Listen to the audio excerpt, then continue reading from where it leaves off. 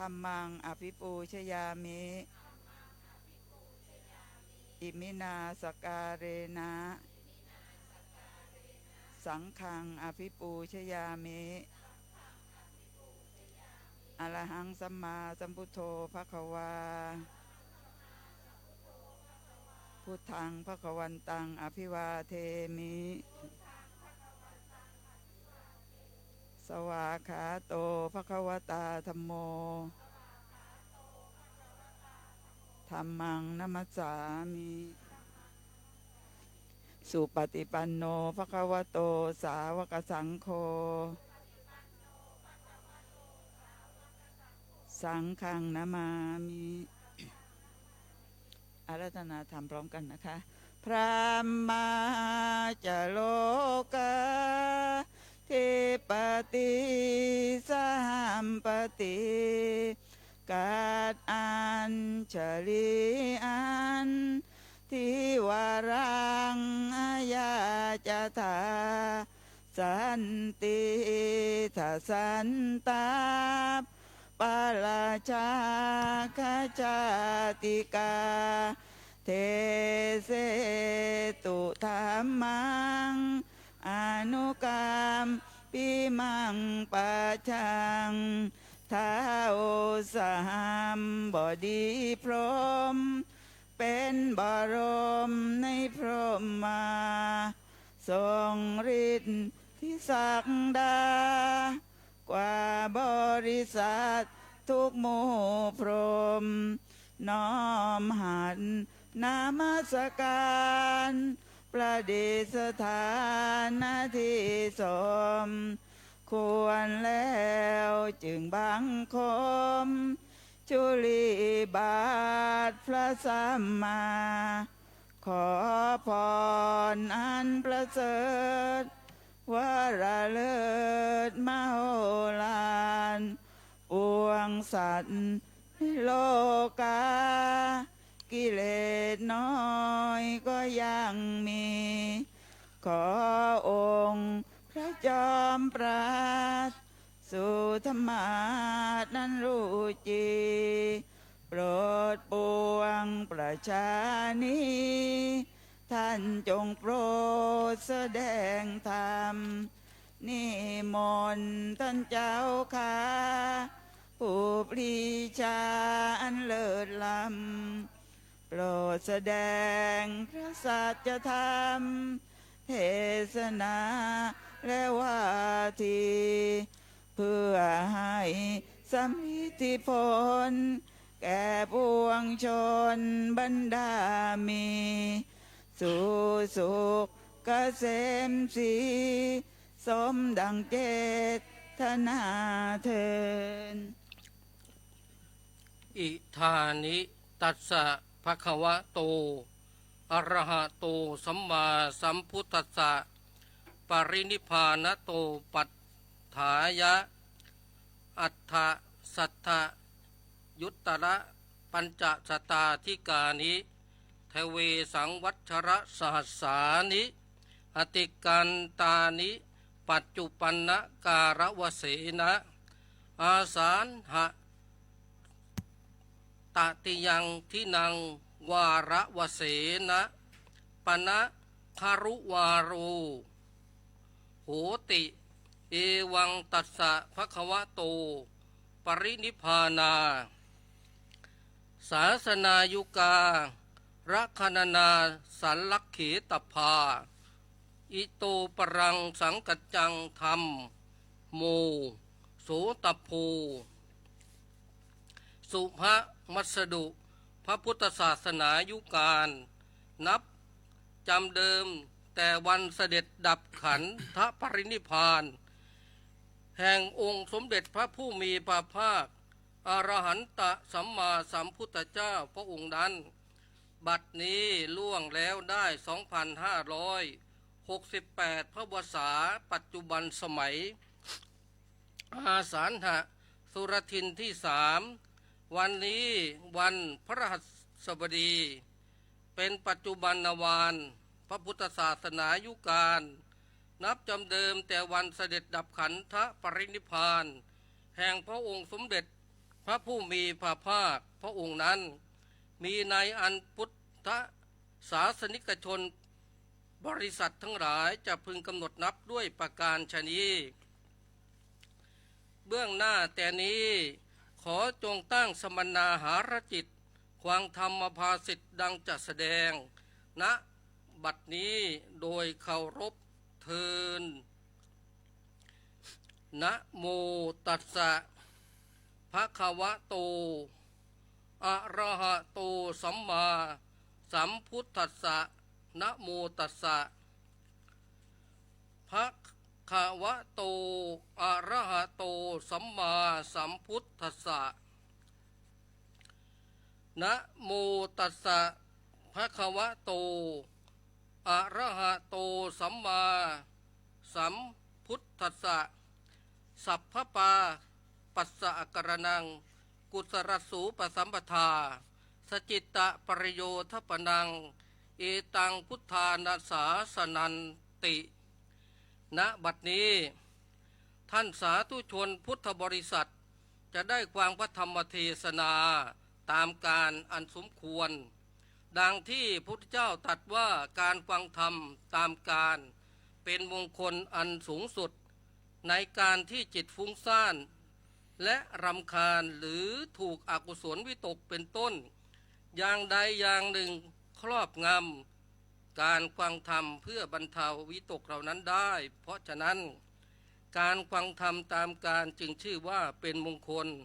เพราะเป็นเหตุบรรลุคุณวิเศษมีประการต่างๆมีละนิวรณ์ได้และบรรลุความสิ้นไปแห่งอาสวะเป็นต้นวันนี้จะแสดงเรื่องเทศกาลวันเข้าพรรษาต่อจากนี้ไปจะได้สมมุติซึ่งกันและกันเป็นทำนองปุจฉาวิสัชนาสืบต่อไปอิโตปรังเบื้องหน้าต่อนนี้ไปอาตมาภาพทั้งสองรูปจักได้ประคับประคองฉลองศรัทธาแสดงพระธรรมเทศนาในส่วนปุจฉาและวิสัชนาซึ่งกันและกันก็ในการปุจฉาและวิสัชนาในทำนองสองธรรมาสนั้นตามธรรมเนียมของพระธรรมกติกาจารย์จำต้องมีการสมมุติมอบหมายถวายหน้าที่ให้แก่กันและกันในขั้นต้นนี้เสียก่อนทั้งนี้เพื่อให้เกิดความสะดวกแก่พระธรรมทึกผู้แสดงและเป็นความแจ่มแจ้งแก่ท่านสาธุชนผู้สดับปุระโตธรรมาสาสเนนิสินนังสัมมนามิวาระนี้อาตมาภาพขอสมมุติพระเดชพระคุณผู้สังฆชินบุตรพุทธชินรสซึ่งนั่งปรากฏณธรรมาสเบื้องหน้าซ้ายมีนามปรากฏในภาคพจน์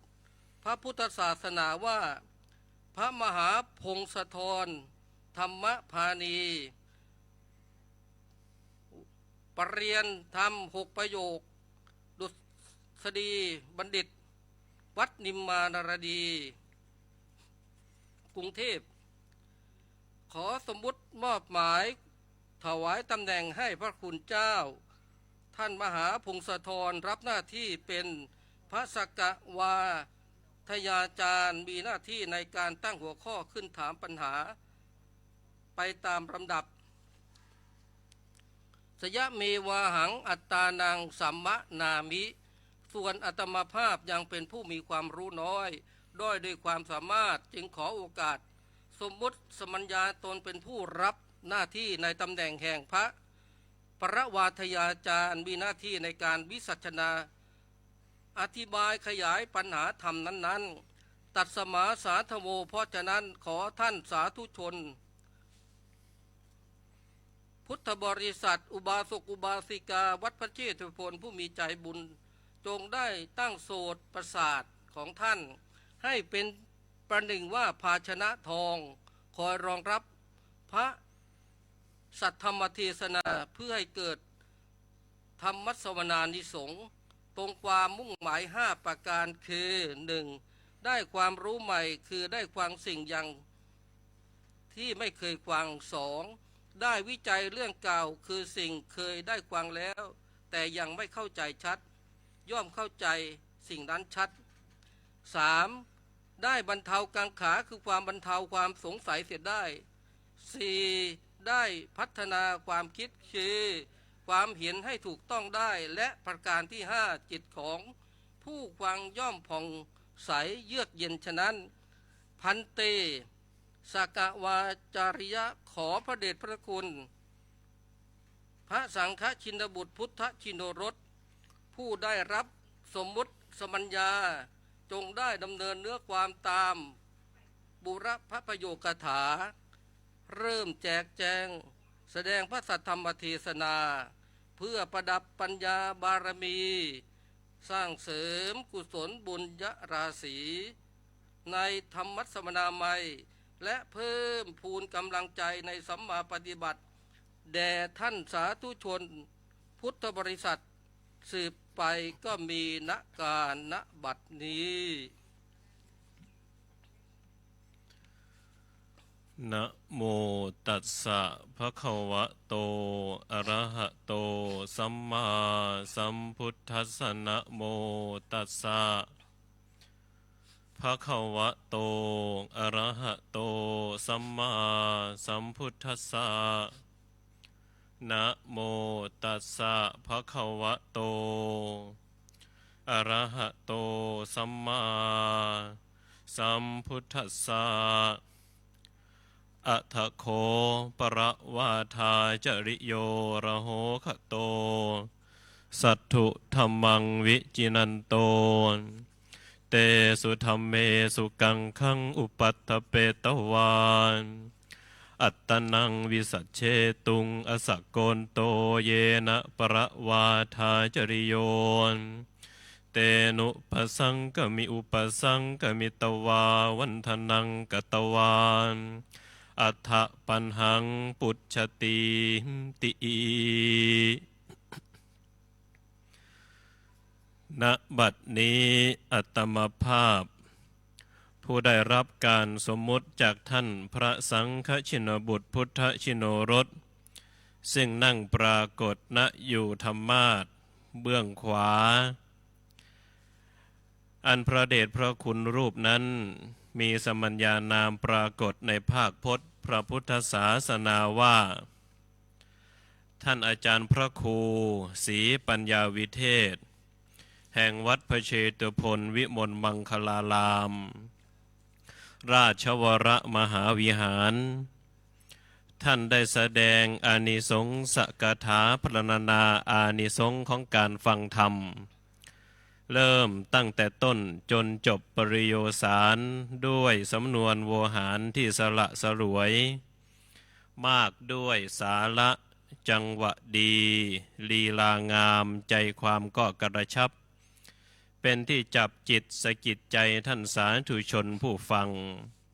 และในที่สุดก็ได้สมมุติให้อัตมภาพรับแสดงในตำแหน่งแห่งพระสกวาทยาจารย์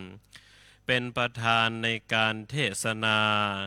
มีหน้าที่อัญเชิญพระสัทธรรมนำพระวาจาแห่งองค์สมเด็จพระสัมมาสัมพุทธเจ้ายกขึ้นตั้งเป็นหัวข้อปัญหาเพื่อปุจฉาสอบสวนทบทวนซึ่งกันและกันอาตมาภาพจักได้ดำเนินความตามหน้าที่ของพระสกวาทีเพื่อตั้งปัญหาอรรถธรรมนำมาสอบสวนตามโอกาสอันสมควรสืบต่อไปอัฏฐโคประวาทาจริโยอัฏฐปัญหังสุนันโตตัสสะวิสัชเชสีติการปุจฉาวิสัชนาปัญหาธรรมในรูปของการสนทนานั้นพระพุทธเจ้าตรัสว่าเป็นมงคล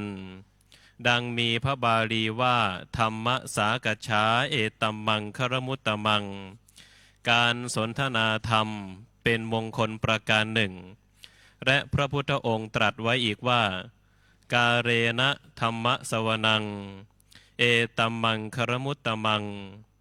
การฟังธรรมตามการก็เป็นมงคลอีกประการหนึ่งวันนี้จึงเป็นการ เวลาที่เป็นมงคลแล้ว เลิกก็เป็นมงคลแล้ว เพราะว่าเป็นวันพระ โยมนั่งอยู่ตรงนี้ก็เป็นมงคลแล้ว เพราะแอร์เย็นสบายดี เป็นมงคลมากกว่านั้นก็คือจะหลับฝันดี ตอนที่พระเทศน์เหตุแห่งมงคลปรากฏด้วยดีชนี้แล้วเราจะยิ่งต้องให้เป็นมงคลยิ่งกว่านั้นขึ้นไป คือนั่งอยู่หน้าธรรมาสน์ของพระอาจารย์ทั้งสองนี้ ผู้ซึ่งมีหน้าที่ไต่สวนทบทวนปัญหาอัตธรรม เราก็จะสร้างมงคลขึ้นอีกชนิดหนึ่ง ก็คือธรรมสากัจฉาเอตัมมังครมุตตมัง ก็คือการธรรมสากัจฉาสนทนาธรรมกันระหว่างอาตมาภาพ กับท่านพระสกวาทยาจารย์ พูดง่ายๆก็คือพระสององค์นี้กำลังจะเถียงกันให้โยมฟัง โยมก็เลือกข้างให้ดีก็แล้วกัน แต่ไม่ใช่การเถียงภาษาพระท่านให้ถกลงมา ท่านบอกว่าให้ใช้ชื่อว่าการถกหรือธรรมสากัจฉาแปลน่ารักว่าการเจรจาคือการพูดคุยกันไม่มีปัญหาก็ต้องหาปัญหามา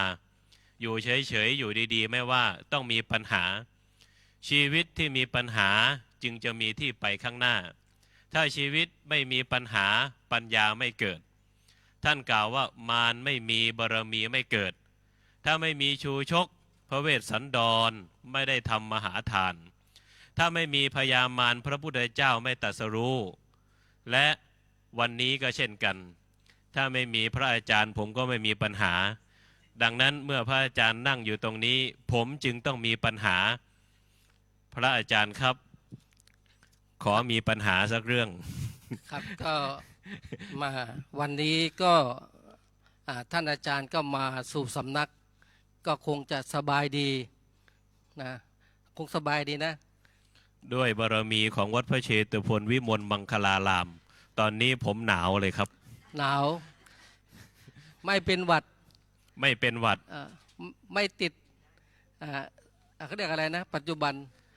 ไม่ติดแล้วก็ไม่อยากติดไวรัสใดๆทั้งสิ้นไม่ติดไวรัสปลอดภัยติดอยู่อย่างเดียวเท่านั้นท่านอาจารย์ติดใจโยมวัดโพนี่แหละติดใจโยมวัดโพแหมโยมบอกก็ถือว่าเป็นการทักทายพระอาจารย์ก็วัดนิมนะผมก็วัดโพนี่ถือว่าเป็นการแรกโยมนะก็เพิ่งได้รับพระราชทานสมณศักดิ์นะก็ถือว่าเป็นกรรมการประถมนะที่ได้มาถกธรรมะในวันนี้ก่อนเข้าพรรษาโดยขึ้นหัวข้อว่าเทศกาลวันเข้าพรรษาซึ่งจะเกิดขึ้นในวันที่11 กรกฎาคมวันเข้าพรรษาอย่างไรวันนี้ก็คงจะมีปัญหาที่ต้องถกกันนะว่าอยากจะทราบพระอาจารย์ก็ก่อนที่จะถึงเนี่ยบางท่านก็อาจจะคาดเคลื่อนนะยังงงว่าวันไหนเข้าพรรษาวันพระใหญ่วันพระเล็กแล้วก็อยากจะทราบว่าการเข้าพรรษาเนี่ยทำไมพระสงฆ์เนี่ยพระภิกษุเนี่ยจะต้องเข้าพรรษามันมีเหตุอย่างไรครับเบื้องต้นนั้นเพื่อเป็นการทบทวนหน้าที่ก่อนหน้าที่เมื่อกี้นี้ท่านอาจารย์พระครูศรีปัญญาวิเทศได้สมมุติมอบหมายถวายตำแหน่งให้ก้าวกับผมเป็นผู้ถามเมื่อพระอาจารย์ถามก่อนมาเรามาเปลี่ยนธรรมาสกันบัดนี้เมื่อพระอาจารย์ได้ถามก้าวกับผมก็จะได้ทำหน้าที่ในการวิสัชนาเป็นพระสกวาทยาจารย์พระเดชพระคุณพระอาจารย์พระครูก็จะได้เป็นพระประวาทยาจารย์ดังนั้นเพื่อเป็นการทบทวนปัญหาเมื่อกี้นี้ท่านอาจารย์พระครูได้ถามก้าวว่าถามว่าอะไรนะครับประวัติความเป็นมาเหตุผลประวัติความเป็นมาของวันเข้าพรรษาโยมท่านทั้งหลายเมื่อได้ยินคำว่าเข้าพรรษาเรานึกถึงอะไรเรานึกถึงฤดูฝนเพราะว่าคำว่าพรรษาหรือว่าวัฏษานั้นน่ะแปลว่าฤดูฝน1 ปีมีกี่ฤดูฝนโยมตอบเป็นเลขสิจะได้จำง่าย มีหนึ่งฤดูฝนหนึ่งฤดูฝนมีกี่เดือนมี3 เดือน3 เดือนมีกี่วันครบ6 ตัวหรือยัง เพราะฉะนั้นเวลาใน1 ปีท่านจึงเรียกว่าการฝนจริงอยู่บอกว่าการฝนนั้นมีแค่3 เดือนเท่านั้นแต่เวลาบอกว่ามีอายุกี่พรรษาเรามักจะบอกว่า3 พรรษา4 พรรษาเอ้าแล้วมันจะครบปีได้อย่างไรท่านเรียกการฝนเนี่ยว่าปีมีทั้งหมด3 เดือนในสมัยแต่ก่อนเมื่อองค์สมเด็จพระสัมมาสัมพุทธเจ้าทรงตั้งสังฆะคือหมู่สงฆ์เราไม่ได้กำหนดเวลาเข้าพรรษาพระนี่มีหน้าที่อย่างหนึ่งโยมพุทธเจ้าบอกว่าจรัตถภิกขเวโรกจาริกังพหุชนะหิตายะพหุชนะสุขายะบอกว่าภิกษุทั้งหลายพวกเธอทั้งหลายเนี่ยจงเที่ยวไปโยมอย่าแปลกลับว่าพวกเธอทั้งหลายจงไปเที่ยวนะพุทธเจ้าบอกให้พระเนี่ยจงเที่ยวไปอะไรเที่ยวไปพหุชนะหิตายะเพื่อประโยชน์สุขของมหาชนหมู่มากโลกานุกัมปายะเพื่ออนุเคราะห์แก่ชาวโลกพระในสมัยนั้นก็เที่ยวไปไม่หยุดไม่หย่อนไม่หยุดไม่ยั้งฤดูฝนก็ไม่หยุดเที่ยวคือเที่ยวไปพอฤดูฝนไปหยุดไม่หยุดเที่ยวไปเข้าช่วงนั้นชาวบ้านเขาทำไร่ไถนาสิฤดูฝนพระผู้ที่คอยเที่ยวไปนี่ก็ไปคอยเหยียบต้นกล้าเขาบ้างไปเหยียบต้นข้าวเขาบ้างสิงสาราสัตว์ที่ออกมาเวลาฝนมันตกพระก็ไปเหยียบให้ม้วยมรณาบ้างชาวบ้านก็เลยบอกว่าสาวกของสมเด็จพระสัมมาสัมพุทธเจ้าเนี่ยเที่ยวไปตลอดกาลแล้วก็พลอยทำความเสียหายองค์สมเด็จพระสัมมาสัมพุทธเจ้าก็เลยทรงมีพุทโธบายว่าใน1 พรรษานี่ฤดูข้าวฤดูน้ำลูกหลานที่ไปทำงานต่างบ้านต่างเมืองเขาก็กลับมาทำนากันหมดนกเอยก็จำรังหมีเอยก็จำศีลสัตว์ทั้งหลายทั้งปวงก็มีเวลาอยู่บ้านอยู่ช่องชะลอยว่าสาวกของพวกเราเนี่ยควรจะมีเวลาบ้างดังนั้นก็เลยกำหนดว่าภิกษุทั้งหลายนับตั้งแต่นี้ไปฤดูกาล1 พรรษาคือตั้งแต่วันแรม1 ค่ำเดือน8ถึง15 ค่ำเดือน11เนี่ยให้พระหยุดเที่ยวไม่ใช่หยุดไปเที่ยวนะหยุดเที่ยวไปหยุดเที่ยวจาริกมาอยู่ในวัดมาอยู่ในอารามทำอะไรหยุดเที่ยวข้างนอกแต่กลับมาเที่ยวข้างในหมายความว่าอะไรคือกลับมาสอบสวนดูแลจิตใจตนเองอยู่ในรั้วในกรอบมาทบทวนพระธรรมมาทบทวนพระวินัยเวลาที่พวกเราออกไปเที่ยวไปตลอดระยะเวลาเนี่ยพระศาสดาเทศอะไรแล้วไม่ได้อัปเดตมันก็หายไม่ทันกันเพราะฉะนั้นในเวลา1 พรรษาก็เป็นเวลาที่จะกลับมาทบทวนมาอยู่ร่วมกันมาทำกิจกรรมร่วมกันชาวบ้านก็จะมีพระอยู่ประจำวัดในช่วงเข้าพรรษาเป็นเหตุให้มีการเข้าพรรษาระหว่างพระเจ้าพระสงฆ์พร้อมทั้งกันนั้นญาติโยมก็ถือเอาวิถีประเพณีนี้เป็นเหตุให้อยู่บ้านในพรรษาด้วยตั้งเป้าหมายในชีวิตว่าใน1 พรรษานี้เราจะทำอะไรพระท่านก็มีเป้าหมายของท่านใน1 พรรษาว่าจะสวดบทนี้จะสาธยายนี้จะนั่งให้ได้ขั้นนั้นขั้นนี้ท่านก็มีเป้าหมายชาวบ้านก็เลยมีเป้าหมายด้วยอย่างน้อยๆก็เป็นประเพณีที่เราได้ยึดถือปฏิบัติสืบทอดกันมาว่างดเหล้าเข้าพรรษาเหล้าหมายถึงสุรานะไม่พูดกันเพราะว่างดเหล้าโยมบอกว่าปิดปาก เป็นเหตุให้งดเว้นอบายมุขการเข้าพรรษาจึงสัมพันธ์ทั้งกับระหว่างศาสนาและประเพณีวิถีสังคมด้วยประการฉะนี้ครับท่านพระอาจารย์โอ้ชัดเจนมากแต่ผมฟังไม่ทันเลย ก็ชัดเจนนะโยมก็คงเข้าใจแล้วประวัติความเป็นมา2 ครั้งพุทธกาลดังได้ทราบนะแสดงว่าคนแขกนี่ก็ทำนาเหมือนกับคนไทยนะโยมที่ไปอินเดียคงทราบใช่ไหมเราไปอินเดียนะเรียกว่าทำนาใช่ไหมกลางทุ่งนะคนอินเดียนะเดินกลางทุ่งเนี่ยแต่เสื้อผ้านี่สีสดใสนะอยู่กลางทุ่ง อันนี้คือเป็นสิ่งเป็นอาชีพกสิกรรมแล้วก็มีความผูกพันกับพระสงฆ์ ซึ่งจะต้องจาริกใช่ไหมในการซึ่งก่อนไม่มีเวลากำหนด ซึ่งมีเหตุดังทราบ ทีนี้พระอาจารย์ครับสถานที่เนี่ยทำไมจะต้องมีการกำหนดว่าจะต้องอยู่ที่นี้ตลอด3 เดือนเปลี่ยนที่ได้ไหมควรจะเป็นอย่างไรครับสถานที่เนี่ย ถ้าตามพระวินัยแล้วเมื่อพระสงฆ์ได้ปักหลักท่านเรียกว่าอธิษฐาน ปักห อ ลัก ธิษฐานแปลว่าตั้งใจมั่น ว่าต่อไปนี้จะอยู่ในอาวาสอยู่ในวิหารนี้กำหนดทิศนั้นถึงตรงนี้กำหนดทิศนี้ถึงตรงนั้น ครับ จะอยู่ในที่แห่งนี้ตลอดระยะเวลา3 เดือนเนี่ยก็เป็นเหตุให้เราได้ตามกันได้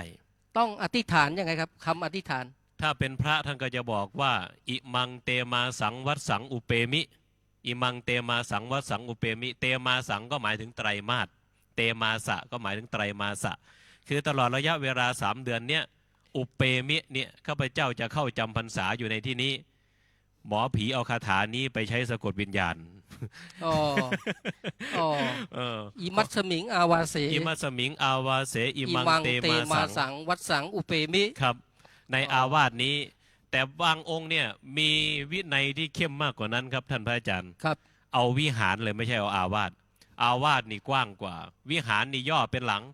ว่าอิมังเตมาสังนะอิมัสมิงวิหาเลอิมังเตมาสังวัดสังอุเปมิ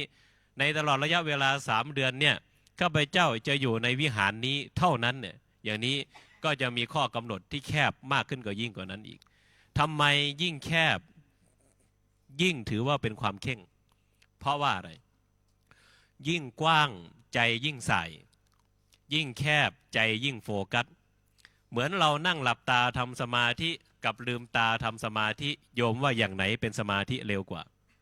หลับตาทำสมาธิก็จะมีเวลาได้โฟกัสมากกว่า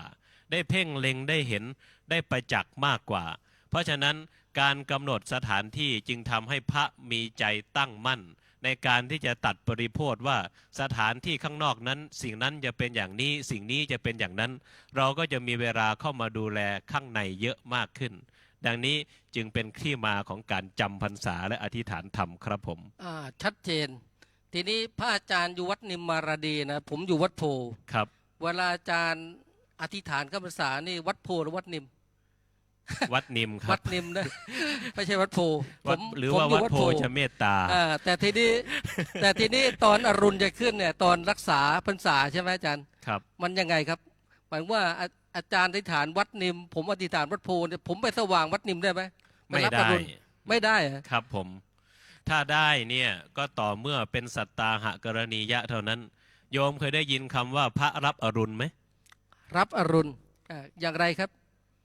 ไม่ใช่พระท่านไปแบกเอาดวงตะวันนะโยมรับอรุณก็หมายความว่า เวลาอรุณมันขึ้นเนี่ยพระเนี่ยท่านจะต้องอยู่ในอาวาสวิหาร ซึ่งตนเองเนี่ยได้สังกัดและก็จำพรรษาอยู่ภายในอรุณขึ้น จะไปที่แห่งหนตำบลใดก็ตาม จะต้องอยู่ในที่ซึ่งตนสังกัดก่อนอรุณขึ้น โยมบางคนเห็นพระอยู่ตามสถานีรถไฟอยู่ตามสนามบินในช่วงเข้าพรรษา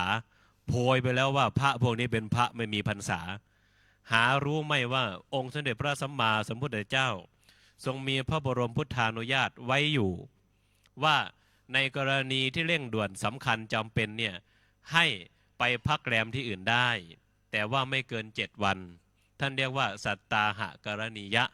อย่างนี้เป็นต้นครับท่านพระอาจารย์ อ๋อมีข้อยกเว้น มีข้อยกเว้นอยู่ มีข้อยกเว้น 7 ประการ ไม่ใช่ว่า เช่นโยมพ่อโยมแม่ป่วย ครับ เป็นต้นนะ ก็สามารถทำสัตตาหะได้ สัตตาหกรณียะได้ แต่ภายใน7 วันต้องกลับมา ครับผม รับอรุณ ครับ อ๋อนี่มีข้อยกเว้น ครับ แสดงว่าการเข้าพรรษาเนี่ยการอธิษฐานอิมัตสมิงอาวาสีนเมื่อเราอธิษฐานวัดใดนะอ ครับ ย่างเงี้ยกันจะต้องกลับมาให้ทัน วัด อรุณ ใด ขึ้น อาวาสใดวิหารใด ก่อนพระอาทิตย์ขึ้น ครับผม ต้องกลับมาให้ทัน ต้องกลับมาให้ทัน อรุณขึ้นสมมติว่าผมเอาไปเชียงใหม่อย่างเงี้ยถ้ากลับมาทันเนี่ยได้ไหม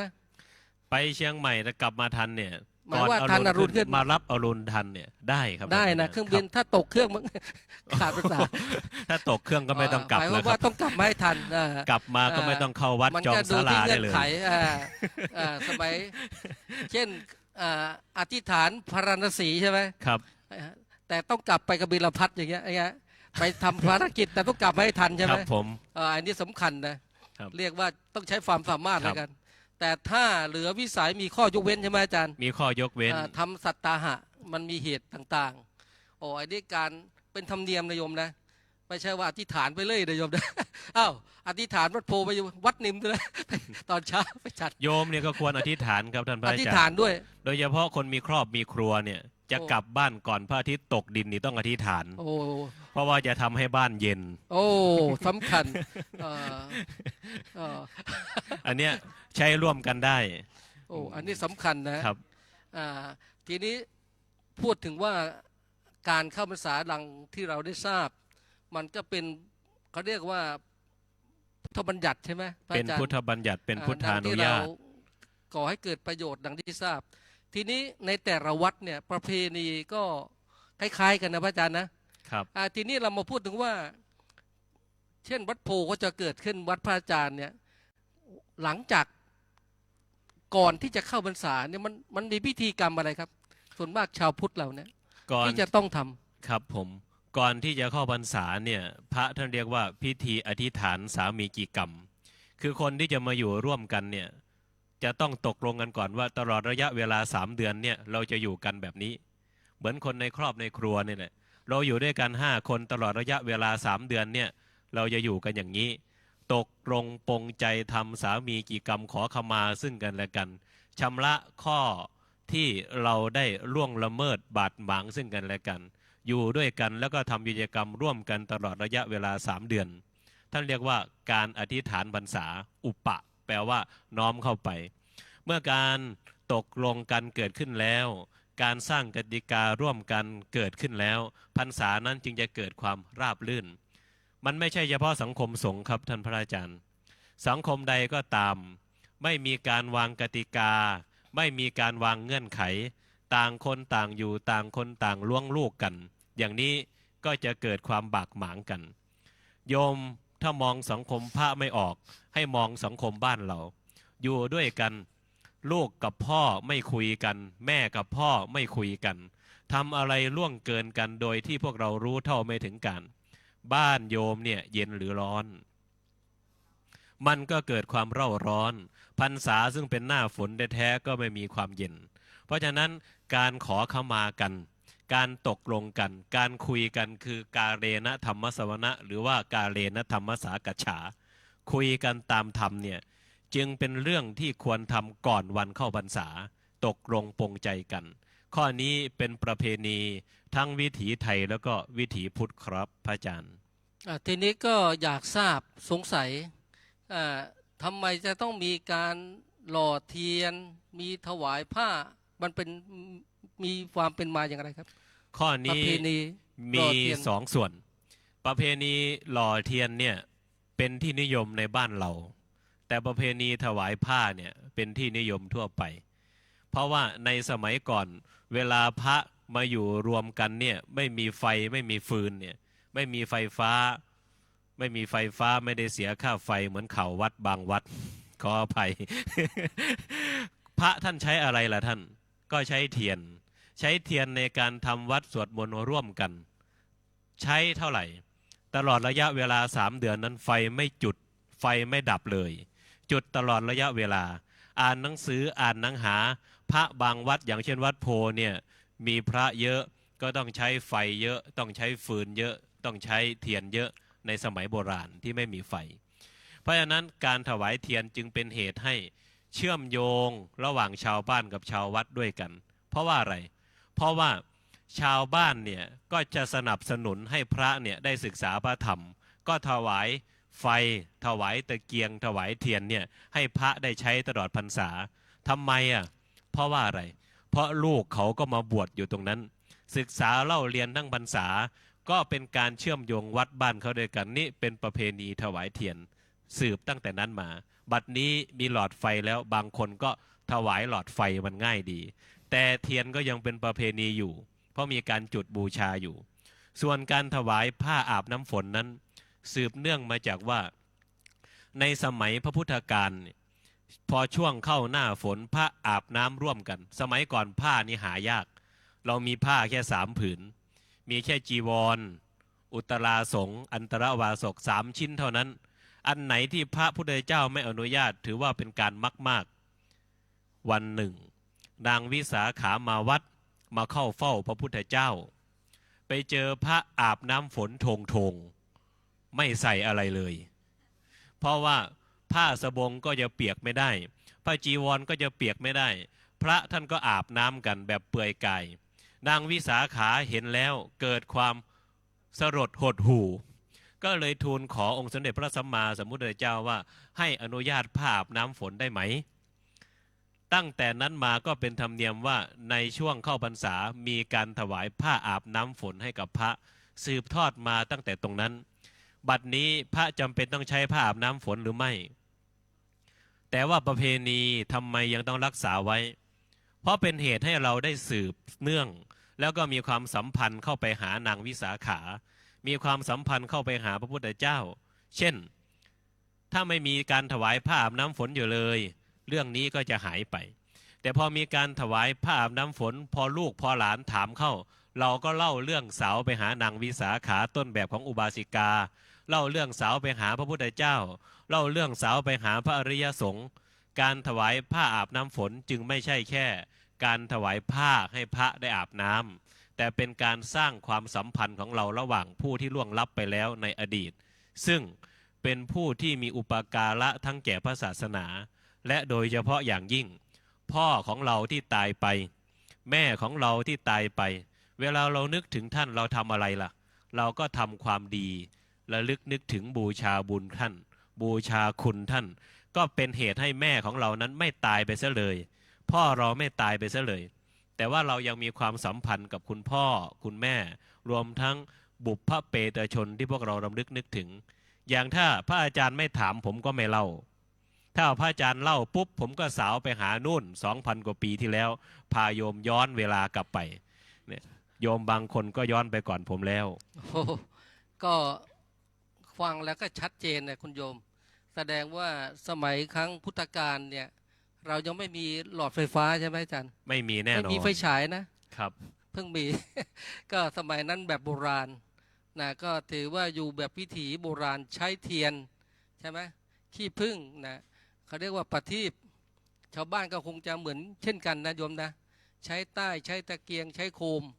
น้ำมันยังไม่ค่อยมีสมัยนั้นทีนี้ก็นี่คือกำเนิดต้นเทียนเราก็ยังใช้อยู่ในปัจจุบันนะบูชาพระใช่ไหมโยมเทียนนะแล้วก็มีความสำคัญในการสวดพระปฏิโมกข์นะพระอาจารย์นะเราก็ต้องจุดเทียนถึงจะมีไฟฟ้าก็ต้องจุดเทียนนะ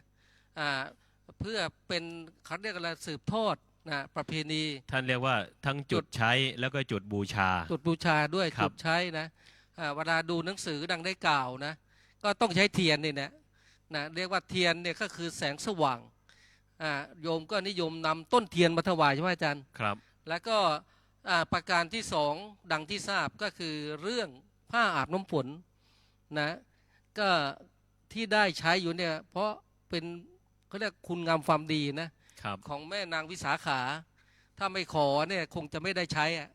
แต่สมัยนั้นก็ดังที่ทราบนะคงจะไม่มีห้องน้ำเท่าไหร่นะก็เวลาฝนตกก็วัดสิกะนะหน้าฝนจ้ะฝนตกก็ออกมาเล่นน้ำอาบน้ำประปาคงไม่มีนะที่วัดเชตวันยังไม่มีท่อประปามีแต่สระลงสระอย่างเดียวทีนี้ก็ดังที่เราทราบนะปัจจุบันก็เปลี่ยนยุคมีห้องน้ำชัดเจนนะเรียบร้อยนะก็ถือว่าเราก็ผ่อนคลายแต่ยังรักษาประเพณีจึงมีการถวายเทียนใช่ไหมโดยเฉพาะที่วัดโพเนี่ยพระอาจารย์ก็มันมีคล้ายๆประเพณีก่อนจะเข้าพรรษาเดี๋ยวจะมีโรงเรียนต่างๆจะนำต้นเทียนมาถวายแล้วการนำต้นเทียนมาถวายใช่ไหมเป็นประเพณีก็มีการประดับต้นเทียนใช่ไหมด้วยบุพชาติบางที่ก็มีการประกวดใช่ไหมพระอาจารย์ครับเป็นประเพณีอาจารย์จะเสริมได้ไหมเรื่องต้นเทียนที่จัดประกวดอย่างไรเงี้ยประเพณีท้องถิ่นดังที่ได้กราบเรียนพระอาจารย์ไปแล้วในเบื้องต้นว่าเทียนนั้นน่ะถ้าเอาวัตถุประสงค์ของการใช้นั้นน่ะไม่พอคนไทยเราเอาเทียนมาบูชาด้วยบ บูชา อย่างเช่นที่จังหวัดอุบลราชธานีมีประเพณีแห่ปราสาทเทียน ปราสาทเทียน ถามว่าเทียนจริงๆเราใช้เท่าไหร่ เราก็ใช้เป็นเล่ม แต่ว่าเทียนอีกชนิดหนึ่งเราใช้เพื่อการบูชา เรากระทำการบูชา เวลาที่พวกเรากระทำการบูชาเนี่ยมันไม่ใช่แค่การบูชาครับพระอาจารย์ประชาชนได้สมัครสมานสามัคคีกัน ชุมชนท้องถิ่นเกิดการสร้างอาชีพ เกิดการนิยมเรื่องของความท่องเที่ยว เกิดการส่งเสริมงานศิลปะวัฒนธรรมประเพณีเกิดการสืบทอดที่งดงามภายใต้คำว่าเทียนเฉยๆเล่มนั้น เพราะนั้นเรื่องของพระพุทธศาสนาเนี่ยไม่ใช่เฉพาะเรื่องที่มีอยู่ แต่เป็นสภาวะที่เป็นมากกว่านั้นคือความงดงาม ไม่ใช่เฉพาะเรื่องของความสวยความมี ไม่ใช่เฉพาะเรื่องของประโยชน์ แต่เป็นเรื่องของการประยุกต์เข้ากับสังคม ดังนั้นพระพุทธศาสนาในบ้านเราจึงไม่ใช่ศาสนาที่เป็นเพียงเฉพาะคำสอน แต่เป็นวิถีชีวิตของคนไทยไปเลย จึงเป็นเรื่องที่สำคัญมาก ถือว่าเป็นประเพณี ครับ ซึ่งอยู่ในประเทศไทยของเรา ครับ มีทั้งศิลปะวัฒนธรรมท้องถิ่น ครับ ในแต่ละที่ในแต่ละจังหวัด งานช่างงานศิลป์ถูกปลูกฝังไว้ในคำว่าเทียนนี้หมด มีความงดงาม ครับ เป็นศิลปะ มีรอยมือรอยตีนของบรรพบุรุษอยู่ในนั้น สำคัญนะก็ ขออภัยเอารอยมือก็พอรอยตีนไม่ต้องเอา ก็ถือว่าเป็นรอยประเพณีนะครับ สืบทอดทุกอย่างทำด้วยจิตวิญญาณเนาะ ครับผม เป็นการบูชานั่นเองนะที่การทำเราเนี้ยนี่มันเป็นวิวัฒนาการดังที่เราได้ทราบนะแล้วก็โดยเฉพาะในแต่ละวัดเนี่ยก็จะคล้ายๆกันนะโดยเฉพาะที่วัดโพเนี่ยพระอาจารย์ที่วัดโพเนี่ยนะ เป็นยังไงครับ ก็มันจะมีความพิเศษหลายอย่างนะนอกจากถวายต้นเทียนแล้วในแต่ละโรงเรียนแต่ละสถาบันเนี่ยก็มีถวายผ้าอาบน้ำฝนถวายร่มใช่ไหมอาจารย์ ครับ ก็มีพ่วงร่มไปด้วย ก็ถือว่ามีร่ม1 คัน แต่ไม่มีรองเท้านะที่นี้มีร่ม โยมได้ยินแล้วนะ อันนี้ก็บอกให้รู้นะมีร่มที่เรานิยมกันนะ รองเท้านี่ใช้แบบไหนครับ รอง แบบ เท้า บูทหรือเปล่าในช่วงพรรษาร องเท้าก็ถือว่ายังไม่อยู่ในกลุ่มนะ ยังไม่อยู่ในกลุ่ม ในชุดนี้เราก็อันนี้ก็จะถวายก็ถือว่าได้ใช่ไหมพระอาจารย์ได้ไหม แน่นอน ถ้ามีรองเท้าเนี่ย ครับ ต้องมียี่ห้อไหม ยี่ห้อเนี่ยระบุไม่ได้ เดี๋ยวจะหา ไม่ ว่า ระบุ พวกเรานอกจากเทศแล้วยังไปโฆษณาขายรองเท้าอีกแต่ว่าขอให้มีดอกยางหน่อยก็แล้วกัน เพราะว่าในช่วงพรรษาเนี่ยฝนเนี่ยมันทำให้พื้นลื่น โยมบางคนบางท่านอยากจะถวายรองเท้าพระ แต่ปรากฏว่าลืมหารองเท้าที่มีดอกยาง กลายเป็นว่าถวายสิ่งหนึ่งที่เชื่อมโยงให้ท่านไปหามัจจุราชได้ง่ายขึ้น รื่น เดินออกมาจากกุฏิ ลื่น แล้วก็เหาะเหินเลย เพราะฉะนั้นเรื่องพวกนี้จึงเป็นเรื่องของความใส่ใจ เหมือนเรื่องของผ้าอาบน้ำฝนเนี่ยไม่ได้มาจากพระ แต่มาจากโยมคนหนึ่งที่ใส่ใจในวิถีชีวิตของพระ ว่าพระขาดอะไร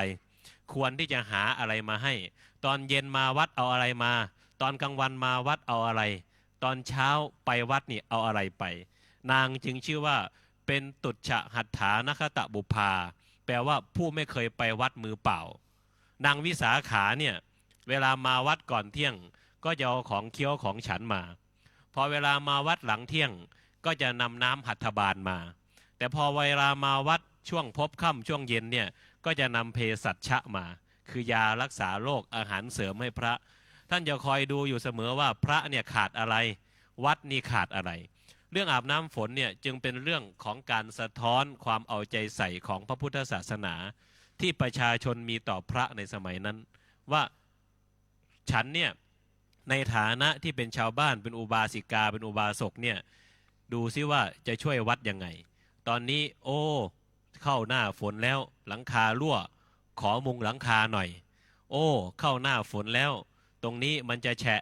ขอเอาทรายเกลี่ยหน่อยขอเอาหินมาใส่หน่อย เพราะว่าวัดในสมัยก่อนคือพื้นที่ใช้สอยของชุมชนเป็นเซ็นเตอร์ เป็นพื้นที่ส่วนรวมที่ประชาชนเอาลูกเอาหลานมาบวช เพราะฉะนั้นเราก็จึงมีความรักมีความหวงแหนพระพุทธศาสนา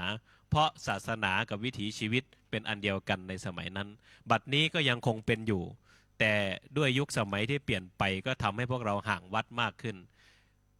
ลูกหลานบ้านเราในสมัยนี้จึงมักจะตั้งคำถามว่า ทำทำไมเพราะว่าเราไม่ได้สืบสาวเราเรื่องไปถึงที่มา เพราะฉะนั้นถ้าเราเห็นที่มาเราจึงจะมองเห็นที่ไปด้วยประการฉะนี้แล้วเราจะเห็นความสำคัญมากของการเข้าพรรษาครับครับก็ชัดเจนพระอาจารย์ ก็ทีนี้มีโยมบางท่านเนี่ยสงสัยว่าเวลาพระเข้าพรรษาเนี่ยท่านทำอะไร กิจวัตรของพระเนี่ยนะเหมือนกับโยมไหมหมายว่าพอเริ่มเข้าพรรษาเรามีหน้าที่อะไรบ้างกิจหลักๆพระอาจารย์พอจะอธิบายไหมครับปกติเนี่ยหน้าที่ของตั้งแต่ตื่นเลยครับตั้งแต่ตื่นเลยจนเย็น ทำอะไรโยมทุกใส่ทุกรูปเลยไหมนั่นคืออย่างพระวัดโพเนี่ย300 รูปนี่ให้ผมยกทุกรูปเลยหมายความว่าหน้าที่หลักเนี่ยคือเช่นเรียนอะไรอย่างเงี้ยหน้าที่หลักของพระสงฆ์ในช่วงเข้าพรรษาเบื้องต้นในแต่ละอารามเนี่ยท่านก็จะมี goal setting หมายถึงว่าเรามาคุยกันก่อนว่าพรรษาเนี่ยเราจะสร้างอะไรให้วัดพรรษาเนี่ยเราจะทำหลักสูตรอะไรพรรษาเนี่ยเราจะทำครอสอะไรแล้วเราก็มุ่งเป้าไปที่ตรงนั้นแต่กิจวัตรทั่วไปที่เหมือนกันในทุกวัดก็คือการตื่นเช้ารับอรุณสวดมนต์ภาวนาเข้าเฝ้าพระพุทธเจ้าซึ่งเป็นกิจวัตรที่สืบทอดมาจากสมัยพุทธกาลตื่นเช้ามืดครับเขาเรียกในสมัยพระพุทธกาลเนี่ยเราจะต้องไปเข้าเฝ้าพระพุทธเจ้าตอนเช้าในสมัยนี้พระพุทธเจ้าไม่อยู่เราก็มีพระประธานในโบสถ์ให้เข้าไปเข้าเฝ้าพอเข้าไปพระท่านก็ไปคุยกับพระประธานในโบสถ์โยมอย่าบอกว่าท่านเริ่มที่จะไปแล้วนะคุยกับพระประธานในโบสถ์คุยยังไงคุยด้วยมนตราท่านเรียกว่าสัจฉายะสาธยายะมนตะแปลว่าการปรึกษามนตะแปลว่าคิดเวลาเรายกพุทธมนต์ขึ้นมาเนี่ยเหมือนเราได้คุยกับพระพุทธเจ้าถามว่าพระพุทธเจ้ายังอยู่ให้เราได้คุยไหมในสภาวะรูปกายนั้นไม่อยู่แต่โดยความเป็นพุทธะเมื่อเรารำลึกนึกถึงคำสั่งสอนอยู่ก็เหมือนท่านอยู่เวลาเราถวายข้าวพระท่านมากินไหมท่านมาเสวยไหมไม่แต่มันทำให้เราเนี่ยทำให้ท่านเหมือนมีชีวิตอยู่ดูแลท่านบางวัดเนี่ยต้องตื่นตั้งแต่ตี 3เพื่อล้างหน้าให้พระประธานแปรงฟันให้พระประธานพระประธานไม่มีฟันนะแต่อยากจะแปรงเพราะอะไรเพราะต้องการทำเสมือนหนึ่งว่าพระองค์ไม่เคยจากเราไปไหน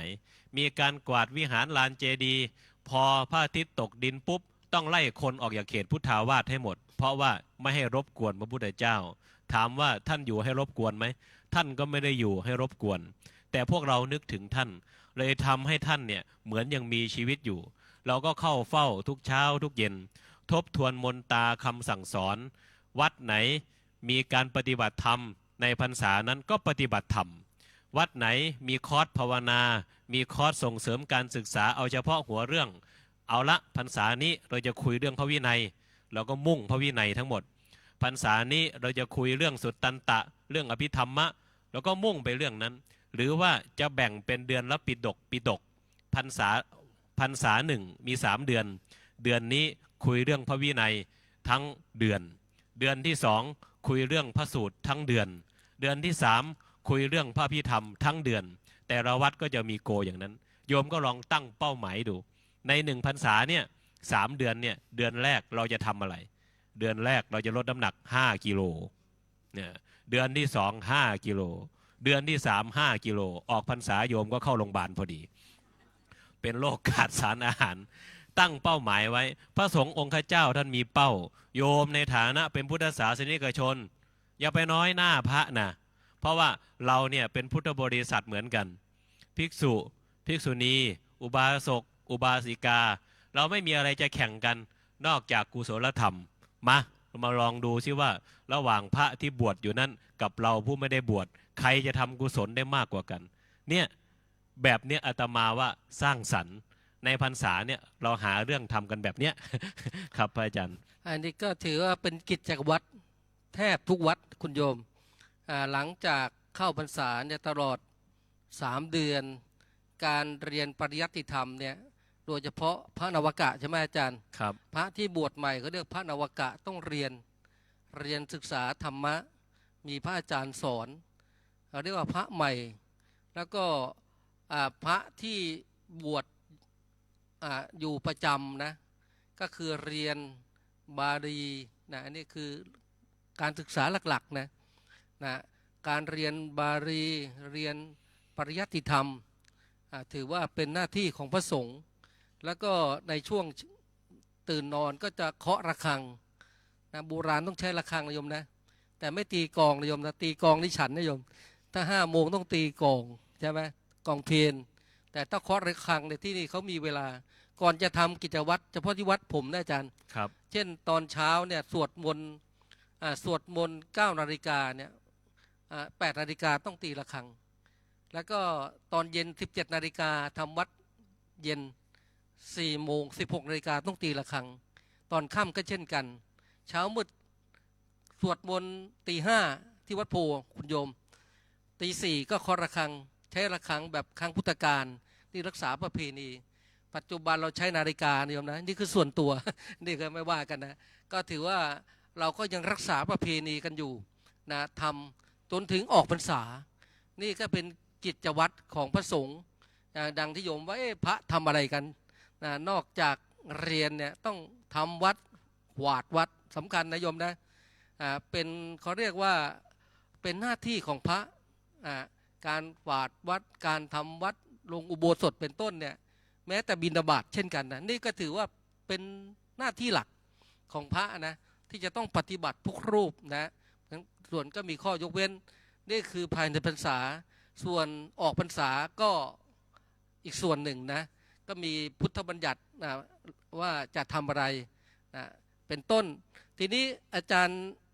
จะมีอะไรเพิ่มเติมไหมครับเรื่องในพรรษาในของพระสงฆ์จะให้โยมได้ทราบในพรรษาเนี่ยมีอันหนึงที่ผูกพันมา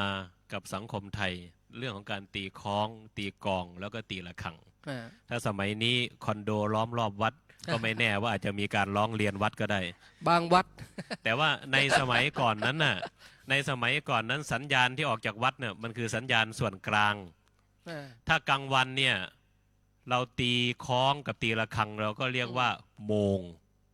โมงโมงถ้าตี2 ครั้งก็2 โมง3 ครั้งก็3 โมงนี่เห็นไหมมันเป็นที่มาของการใช้ภาษาด้วยถ้ากลางคืนเนี่ยเราตีกลองก็เรียกว่าทุ่ม1 ทุ่ม2 ทุ่ม3 ทุ่มนั่นเป็นเสียงกลองที่เรียกว่าทุ่มแล้วก็วัดเนี่ยก็เป็นศูนย์กลางที่จะให้สัญญาณเหล่านั้นกับชาวบ้านทำไร่ไถนาเนี่ยเขาไม่กำหนดเวลาได้หรอกว่ามันกี่โมงกี่ยามก็อาศัยวัดนี่แหละที่พระเนี่ยคอยที่จะสังเกตเป็นนาฬิกากลางให้กับชาวบ้านควายที่บ้านอาตมาเนี่ยนะเช้าเสร็จปล่อยมันกินหญ้ามันก็จะกินเดินหน้าไปแต่พอพระตีระฆังตีกลองตอนเพลมันก็จะกินกลับมารู้เวลาชาวบ้านก็เหมือนกันอ้าวยาครูบาให้สัญญาณระฆังแบบนี้อันเนี้ยคือกี่โมงแล้วเรื่องของกลองเนี่ยไม่ใช่เรื่องของเครื่องดนตรีอย่างเดียวแต่เป็นเรื่องของเพลีที่ให้สัญญาณชีวิตในประจำวันกับชาวบ้านด้วยที่เชื่อมโยงกับพระเข้าด้วยกันชาวบ้านในสมัยก่อนนี่รู้เลยนะถ้าตีแบบเนี้ยเรียกว่าบอกเวลาถ้าตีแบบเนี้ยพระป่วยถ้าตีแบบเนี้ยงูกัดเนนดูอย่างนั้นเลยเพราะว่าให้ความสำคัญกับวัดมาก ถ้าตีแบบนี้เนี่ยมีเรื่องในวัดตีแบบนี้เนี่ยเป็นงานฉลองตีแบบเนี้ยวันพระเรียกว่าตีกองโฮมหรือว่าตีกองรวมเนี่ยไม่ใช่เรื่องธรรมดาพอมาในสมัยปัจจุบันเนี่ยเมงนี่เอาแล้ววัดนี่อาจจะโดนร้องเรียนได้บางคนบอกว่าอ้าวทำประชาวิจารณ์ดิจะสู้ได้หรือเปล่าอาตมาขอบอกว่าอย่าไปทำเลยสู้ชาวบ้านไม่ได้หรอกเพราะทุกวันนี้ชาวบ้านเกิดใหม่นั่นน่ะอยู่บนคอนโดนั่นน่ะคนใหม่ทั้งนั้นส่วนคนเก่านั่นน่ะเขาไปเฝ้าพระยมหมดแล้วถ้าวัดทำนี่อาจจะแพ้ก็ได้แต่อยากจะให้ทำความเข้าใจว่าประเพณีมีมาอย่างนี้มันมีความงดงามอยู่ในวิถีชีวิตแล้วก็การเวลาที่ผ่านมาแบบนี้เขาเรียกว่าตีกองย่ำค่ำครับพอย่ำค่ำมาเนี่ยพระเนนก็จะตีแล้วหมายถึงว่าตอนเนี้ยรวมและโยมเนี่ยหลายๆจังหวัดหลายๆที่เนี่ยพอตีกองย่ำค่ำก็จะมาทำวัดกับพระมาสวดมนต์กับพระเนี่ยชาวบ้านก็จะมารวมกันหมดพระก็จะเทศนาเนี่ยเดือนนี้ทั้งเดือนสมมุติว่ามีกี่วันพระเนี่ยเราจะเทศเรื่องนี้ติดต่อกันให้เป็นเรื่องเดียวกันให้หมดเป็นบุญเลตที่1 2 3 4ติดต่อกันชาวบ้านก็ได้ฟังร่วมกันพอเราวางวางไถในสมัยก่อนหมดเราก็มารวมกันที่วัดหมดใครมีข้าวใครมีปลาอะไรเอามาแชร์กันปกติเรามีอาหารกินบ้านละ2 อย่าง 3 อย่างชาวบ้านมา300 คนเอาอาหารมา300 อย่าง มันก็เป็นปาร์ตี้ใหญ่เลยเนี่ยในสมัยก่อนเนี่ยเป็นเรื่องที่สำคัญมากเพราะนั้นเข้าพรรษาเนี่ยจึงเป็นความสนุกของชาวบ้านเพราะเรามีแอคทิวิตี้มีกิจกรรมที่ทำร่วมกันพระก็มีความสัมพันธ์กับชาวบ้านมากขึ้นเพราะว่าถ้าเข้าพรรษาปุ๊บท่านก็จะเข้าป่าไปหมดแล้วในพรรษานี่แหละเป็นช่วงระยะเวลาที่พวกเราได้อยู่ร่วมกันจริงๆชาวบ้านชาววัดได้คุยกันแล้วก็พระก็ไม่ใช่คนที่ไหนก็ลูกหลานชาวบ้านที่มาบวชในช่วงเข้าพรรษาและท่านให้ฝากให้พระเนี่ยดูแลทำให้เป็นคนสุขพระเนี่ยท่านบอกว่าใครจะไปแต่งงานกับลูกสาวฉันเนี่ยต้องบวชก่อนถึงจะมาเบียดได้อย่างน้อยๆเนี่ยจะต้องผ่านการอบรมขัดเกลาบ่มเพาะนิสัยเนี่ย3 เดือนจึงจะเป็นคนสุขถ้าใครไม่ผ่านการบวชเรียน3 เดือนเนี่ยคนโบราณถือว่าเป็นคนดิบถ้าสุขมาแล้วจึงจะเรียกว่าทิศก็ย่อมาจากคำว่าดิษหรือบัณฑิตนั่นแหละหมายถึงว่าได้ปฏิบัติธรรมผ่านมาแล้ว3 เดือน3 เดือนอยู่ได้ในเพศพระเอาละมาครองเรือนไม่ตีหัวลูกสาวกูแน่นอนเพราะว่าผ่านการฝึกฝนธรรมะมาแล้วในสมัยก่อนถืออย่างนั้นเพราะฉะนั้นมันไม่ใช่เรื่องของการบวชเข้าพรรษาอย่างเดียวแล้วครับท่านพระอาจารย์มันคือการคัดกรองคนไปสร้างครอบครัวผ่านการอบรมบ่มนิสัยด้วยผ้าเหลืองวงเล็บจะต้องให้การศึกษาที่ถูกต้องแล้วก็เพียงพอในสมัยปัจจุบันโยมก็บอกว่าที่เป็นข่าวกันไม่ใช่พระบวชมาเป็น10 ปีหรืออันนั้นก็ถูกก็เป็นเรื่องของการศึกษาที่ไม่เพียงพอไม่ถูกต้องแล้วก็ไม่เหมาะสมถ้าการศึกษาเพียงพอถูกต้องเหมาะสมมีการคัดกรองคนได้อย่างมีประสิทธิภาพก็จะไม่เกิดปัญหาอย่างนี้การที่เกิดปัญหาอย่างนี้อันนี้เป็นอานิสงส์ของพระวินัยเพราะพระวินัยเนี่ยเหมือนทะเลเค็มเหรอไม่ใช่เหมือนทะเลเป็นยังไงทะเลเนี่ยไม่ว่าจะสิ่งขยะปฏิกูลขนาดไหนล่วงลงทะเลทำอะไรท่านซัดขึ้นฝั่งให้หมดการที่พระทำผิดพระทำไม่ดีมีผู้คนวินิจฉัยมีชาวบ้านช่วยเป็นหูเป็นตาเอาออกนั่นคืออานิสงส์ของพระวินัยเพราะนั้นการที่ชาวบ้านช่วยเป็นหูเป็นตาช่วยสอดส่องพระอย่างเนี้ยมันทำให้เรารู้สึกว่าเราเป็นเจ้าของศาสนา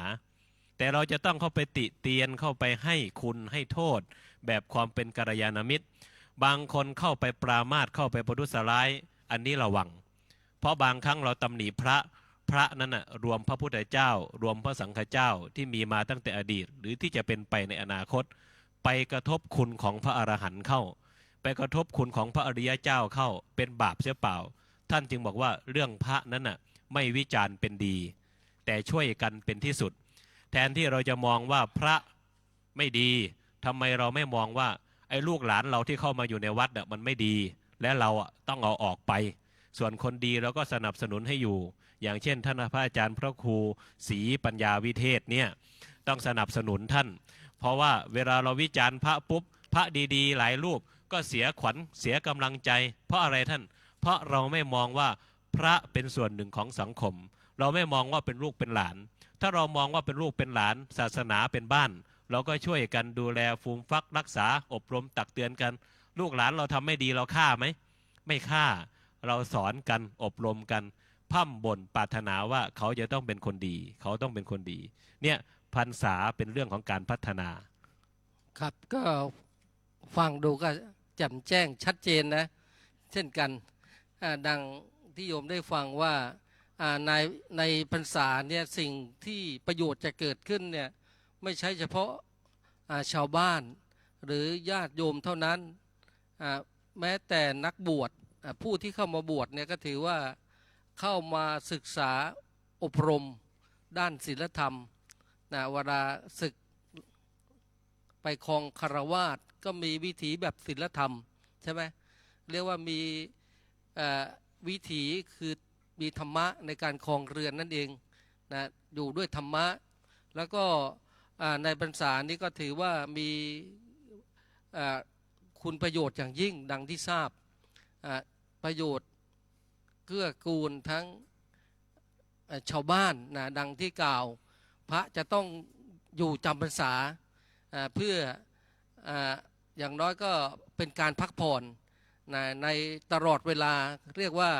1 ปี 12 เดือนเนี่ย3 เดือนหยุดพักนะเป็นการหยุดพักหยุดเดินทาง เพราะสมัยก่อนพระต้องอยู่แบบธรรมชาติออกธุดงค์เดินธุดงค์ตามป่าตามเขาไปเผยแผ่หยุดเผยแผ่หยุดพักนั่นเองอันนี้ก็ถือว่าเป็นนโยบายนะของพุทธเจ้าซึ่งสะท้อนถึงความผูกพันระหว่างชาวบ้านกับพระพุทธศาสนาซึ่งมีความยืดหยุ่นอย่างเหมาะสมเอื้อประโยชน์ทั้งสองฝ่ายแล้วก็ดังที่ทราบในพรรษานี้ก็โดยเฉพาะที่วัดพระเชตุพนเนี่ยก็จะมีญาติโยมอุบาสกอุบาสิกาเนี่ยเข้ามาสมัยก่อนมีการรักษาอุโบสถแต่ในตอนนี้ก็ไม่มีการรักษาอุโบสถใช่ไหมพอรับศีลเสร็จก็ต้องกลับบ้านไปรักษาศีลอุโบสถที่บ้านใช่ไหมอันนี้มันก็เป็นเรียกว่าขาดไปนิดนึงไม่เต็มก็ง่ายดีเนาะก็ถือว่าเป็นการเหมือนกับว่ามันผิดปกติอะการรักษาอุโบสถดังที่ทราบแล้วยังไงวัดพระเชตุพนนี่ก็ถือว่าปัจจุบันก็มีเจ้าพระคุณสมเด็จพระมหาธีราจารย์เจ้าอาวาสพระเถระทุกรูปก็ให้การสนับสนุนแล้วก็ส่งเสริมด้านเผยแผ่โดยเฉพาะการบำเพ็ญกุศลแก่พุทธบริษัททุกท่านทั้งชาวไทยชาวต่างประเทศมีกิจกรรมตลอดในเรื่องกุศลเนี่ยนะเทศกาลวันสำคัญต่างๆมีกิจกรรมตลอดเวลาที่ถึงมันเป็นหน้าที่ของพระสงฆ์โดยเฉพาะผู้ที่เป็นเจ้าอาวาสจะต้องอำนวยความสะดวกแก่ทุกท่านที่เป็นพุทธศาสนิกชนตลอดพรรษาแล้วก็พระอาจารย์ก็จะมีอะไรเพิ่มเติมก็สักหน่อยไหมครับพอมีเวลาที่จริงถ้าจะให้เพิ่มเติมนั้นน่ะนับว่าเป็นเรื่องที่ยืดยาวมากอาตมาเนี่ย1 ชั่วโมงเนี่ยน้อยไปสำหรับการยกเรื่องพรรษาถ้ามีเวลาเนี่ยเราไม่ประมาทในชีวิตอาตมาอยากจะเทศจนถึงออกพรรษานู่นไปเลยแต่ว่าเวลามันไม่เที่ยงมันมีเวลาอยู่ดังนั้นแล้วก็เห็นจะสมสมัยได้เวลาเหมาะสมครับผมวันนี้ก็ถกใช่ไหมอาจารย์เนี่ยไม่ใช่เถียงนะอาจารย์บอกถกอัธธรรมปัญหาธรรมะเขาเรียกว่าถกเนี่ยต้องมีเหตุมีผลนะพระอาจารย์นะต้องมีเหตุมีผลมาสนับสนุนแล้วก็พูดถกทั้งสองฝ่ายเนี่ยเขาเรียกว่าปุจฉาวิสัชนาเนี่ยก็จะต้องมีเหตุมีผลด้วยกันนะครับยอมรับซึ่งกันและกันโดยเหตุโดยผลนะวันนี้การเทศ2 ธรรมาสวันนี้ถือว่าเป็นการแรกซึ่งอาตมาภาพพระครูศรีปัญญาวิเทศนี่ถือว่าเป็นการแรกเลยนะมีโอกาสมาเจอพระธรรมกถึกผู้มีฝีมือเรียกว่าเป็นเลิศนะเป็นเอตทัคคะท่านมหาพงศธรวัดนิมเลยนะโยมนะนี่ถือว่า2 วัดได้มาถกก่อนเข้าพรรษาเรื่องเทศกาลวันเข้าพรรษาคิดว่าสิ่งที่ได้รับฟังก็คงจะมีประโยชน์มากณที่นี้และผู้ที่ชมรายการอยู่นะพระอาจารย์มีอะไรสรุปไหมครับนิมนต์เลยครับให้พระอาจารย์สรุปพระอาจารย์กราบขอบพระคุณท่านพระอาจารย์พระครูศรีปัญญาวิเทศที่ได้มอบหมายถวายหน้าที่ให้อาตมาเป็นผู้กระทำประโยชน์สารแห่งพระธรรมเทศนาที่ได้ยกธรรมสุภาษิตขึ้นตั้งแต่ประถมจนจบเราพูดถึงเรื่องการเข้าพรรษาท้ายที่สุดนี้อาตมาภาพก็อยากจะฝากท่านทั้งหลายว่าอยากให้การเข้าพรรษานั้นเป็นเรื่องของพระอย่างเดียวแต่ขอให้การเข้าพรรษานั้นเป็นเรื่องของวิถีชีวิตพระท่านก็มีเวลาหยุดมีเวลาเบรกมีเวลาเลิกในช่วงระยะเวลา3 เดือนขอให้ท่านทั้งหลายได้ตั้งเป้าเอาไว้เช่นกันว่าเราจะเลิกอะไรเราจะหยุดอะไรในขณะเดียวกันเราจะส่งเสริมอะไร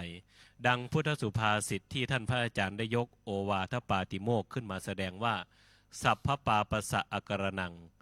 การไม่กระทำบาปทั้งปวงกุศลสูปถัมปทาการทำกุศลให้ถึงพร้อมสัจจิตะปริโยทปนังการทำจิตใจของตนให้ผ่องใสเอตังพุทธานาซาสนังนี่เป็นคำสั่งสอนของพระพุทธเจ้าดังนั้นใน1 พรรษานี้อกุศลใดที่ยังไม่เกิดอย่าให้เกิดที่เกิดแล้วขอให้ละส่วนกุศลธรรมใดที่ยังไม่เกิดขอให้เกิด ที่เกิดแล้วขอให้พยายามรักษาให้มากที่สุดสำคัญที่สุดคือประการสุดท้ายคือสัจจิตะปริโยทปนังหมายถึงการทำจิตใจของตนให้ผ่องใสโดยเฉพาะในสังคมสมัยนี้ที่พยามารส่งข่าวที่ทำลายศรัทธาส่งข่าวที่ทำลายกุศลธรรมมาสู่หูของเราสู่สมองของเราสู่ใจของเราเอาละเราจะฟังก็ไม่เป็นไรแต่ขอให้ถามกับตนเองว่าขณะที่เรารับรู้ขณะที่เรารับทราบกุศลเกิดขึ้นหรืออกุศลเกิดขึ้น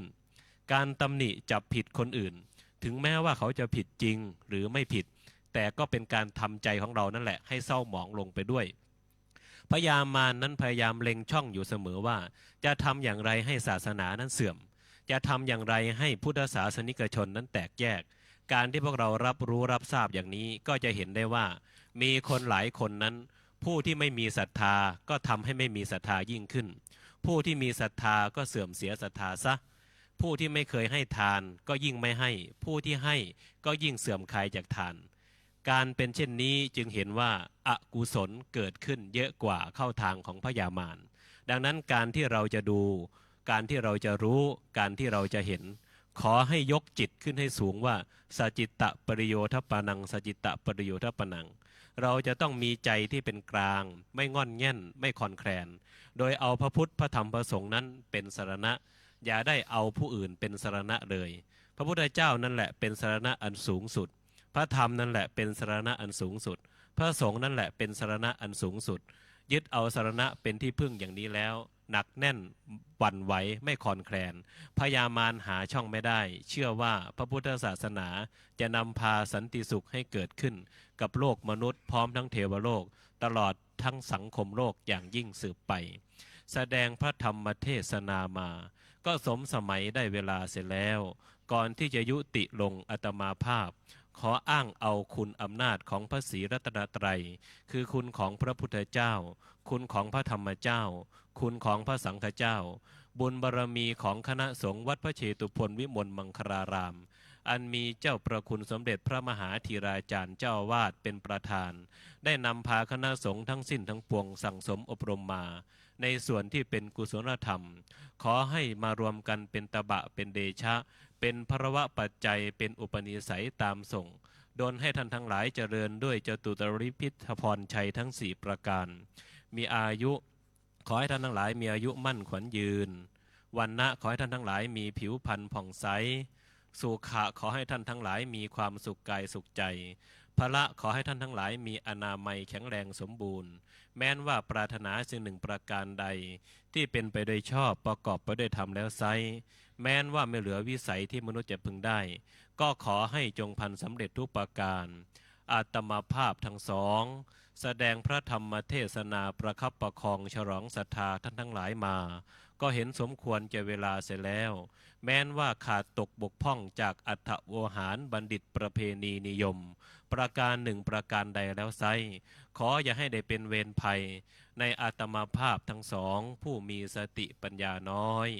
แสดงพระธรรมเทศนามาก็สมสมัยได้เวลาขอสมมุติยุติลงคงไว้แต่เพียงเท่านี้เอวังก็มีด้วยประการ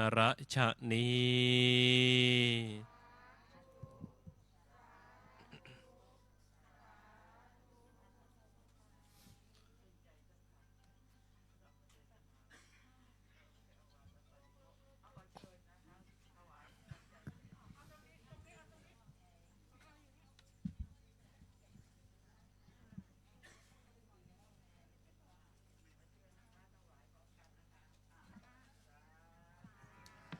สาธุลูกศิษย์มารับไทยธรรมอันนี้ใส่ย่าม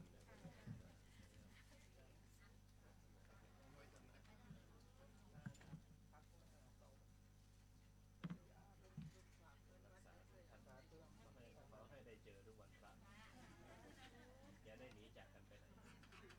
เดี๋ยวแน่นกันไว้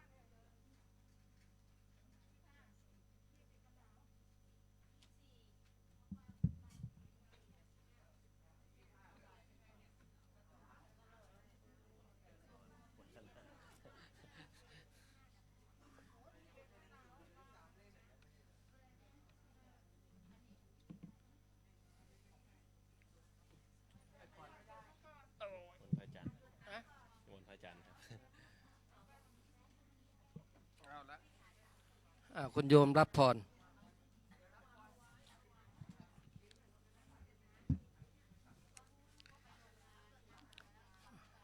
รับพรเจริญพรยะถาวาริวหาปุราปริปุเรนติสาครังเอวะเมวะอิโตตินังเปตานังอุปกปปติอิจิตังปฏิตังตุมหังคิปะเมวะสมิจฉตุสัพเพปุเรนตุสังกปาจันโทปนรโสยะถามณิโชติระโสยะถาสัพพีติโยวิวัตชันตุสัพพโรโควินัสสตุมาเตภวัตวันตรายโยสุขีทีคายุโกภวะอภิวาทนาสีริสะนิจังมุทธาปจายโนจัตตารโอธรรมาวัฏันติ